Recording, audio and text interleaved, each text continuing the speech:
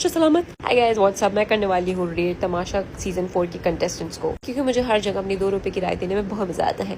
Also disclaimer दे दो कि ये मेरे ओपिनियन है, तो ज़्यादा मुझसे लड़ने की जरूरत नहीं है। मेरा ओपिनियन है।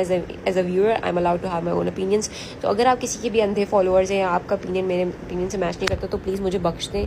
ये सिर्फ एक as a human being, as an individual मेरा ओपिनियन है। क्यों ये दानिया, आई डोंट नो व्हाई कोई देख नहीं पा रहा है, but she is actually one of the most sensible contestant in the house. मैं इसलिए नहीं कह रही because she is a fellow creator, I actually mean it. मैं सिर्फ उस बुनियाद पे कह रही हूँ जो घर में हुआ। Hear me out. Number 1, she's a very good listener. Number 2, she has never said anything below the belt. कभी भी कोई जातियात पे कोई घटिया बात करते हुए मैंने तो नहीं सुना, और अगर कोई और करता है उस पर स्टैंड जरूर लेती है। गेम्स बहुत अच्छे खेलती है, but the only issue is जो पहले दिन दानिया की मेन कैरेक्टर एनर्जी थी वो कहीं गायब हो गई है। I don't know why, what's the issue. मतलब मुझे तो लगता है कि शायद वो इसलिए नहीं करती क्योंकि घर में सब इतनी बिलो द बेल्ट और घटिया बातें करते हैं ना कि उनको जवाब देना मतलब उनके क्लास पे गिरना। मतलब आप कीचड़ में जाओगे तो कीचड़ आपके ऊपर आएगी, तो maybe she is avoiding that. But girl, you don't have to do it, ठीक है? सबको जवाब दो, please come out of your comfort zone. And honestly, I don't know, I like her. I'm gonna give her 8. 2 number इसलिए काटे because girl, you need to come out. You need to come out. भाई मुझे पता है आप लोग बहुत पागल फैन हैं इनके, but please this is my opinion. I feel like he's one of the best players in the house.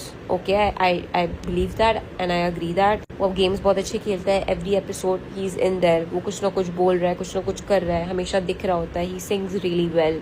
Everything is nice. But are you guys blind? Like ये भी गलत हो सकता है कभी, बिल्कुल अंधों की तरह फॉलो नहीं करना होता। और कई बार सैफ बहुत गलत होता है एंड कोई कुछ नहीं कहता है। उससे कभी हार बर्दाश्त नहीं होती। अगर वो हार जाए तो लिटरली पूरे घर को सर पे उठा लेना होता है या गेम खराब कर देना होता है। और वो बहुत सबको पोक कर रहा होता है, प्रोवोक करता है, कुछ ना कुछ ऐसा बिला वजह बस बोलता रहेगा।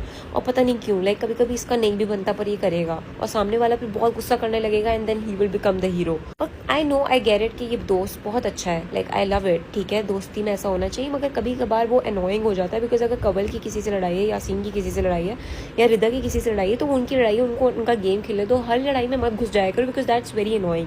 पीछे से अपने दोस्तों को डिफेंड करता है, that is very nice. But कभी कभार बस किसी ने नाम ही लेना होता है कि कवल एंड ही इज लाइक हाँ क्या है क्या, bro let them do that. हम उनको भी गेम खेलता देखना चाहते हैं। और सिर्फ इस वजह से ना बाकी सबकी गेम्स बहुत वीक लगती है। बाकी रिदा और कवल और यासीन वगैरह इनके साइड किक्स लगते हैं because he does that. So I feel like that's the only issue, but again I feel like that he is definitely in my top 3 because he has all the potential to win.